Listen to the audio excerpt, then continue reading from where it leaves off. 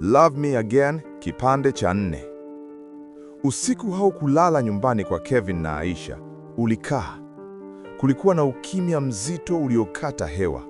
Hakukuwa na mabishano wala vilio vikubwa. Kulikuwa na mawazo mazito yaliyolala macho ndani ya vichwa vyao. Aisha alikuwa amekaa sebuleni, miguu yake ikiwa imekunjwa chini ya blanketi. Saa ilionyesha saa 1:18 usiku. Kevin alikuwa chumbani, lakini hakulala. Alihisi kila sekunde ya umbali waliokuwa wamejenga kimya kimya. Hatimaye Kevin alitoka chumbani. Aisha.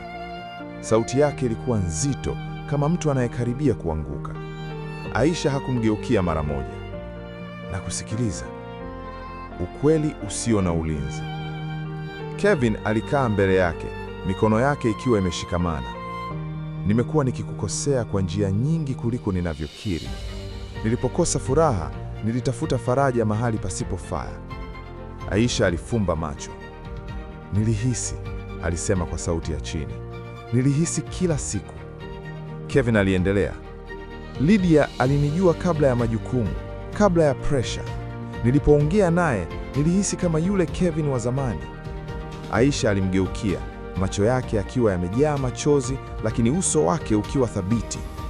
Na mimi nilimpenda yule Kevin wa zamani pia, lakini nilikubali yule wa sasa kwa sababu nilikuwa mkewa. Maneno yale yalimchoma Kevin. Ombi lisilotarajiwa. Kevin alishusha sauti. Ninakuomba unipe nafasi ya kurekebisha. Sitaki kukupoteza. Aisha alitabasamu kwa uchungu. Kabla sijasema ndio au hapana, nataka ukweli wote. Kevin alitikisa kichwa. Nimevunja mawasiliano naye leo. Aisha alimwangalia kwa makini. Kwa hiari yako au kwa sababu umebanwa? Kevin alimeza mate.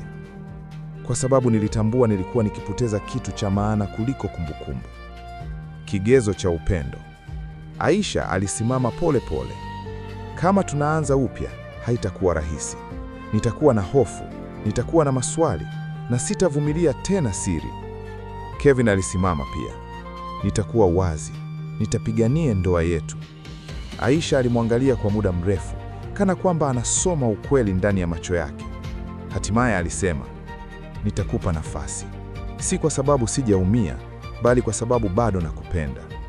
Kevin alishika mikono yake kwa nguvu, macho yake yakiwa na machozi. Asante. Lakini Aisha aliendelea. Lakini kumbuka, hii ni nafasi ya mwisho. Upendo hauombi mara nyingi. Mwanzo upya uliojaa tahadhari. Usiku huo hawakulala karibu sana, lakini kwa mara ya kwanza baada ya muda mrefu, hawakulala mbali kabisa. Asubuhi ilipofika, Kevin alituma ujumbe mmoja wa mwisho kwa Lydia, mfupi, wa heshima, wa kufunga mlango. Aisha aliona.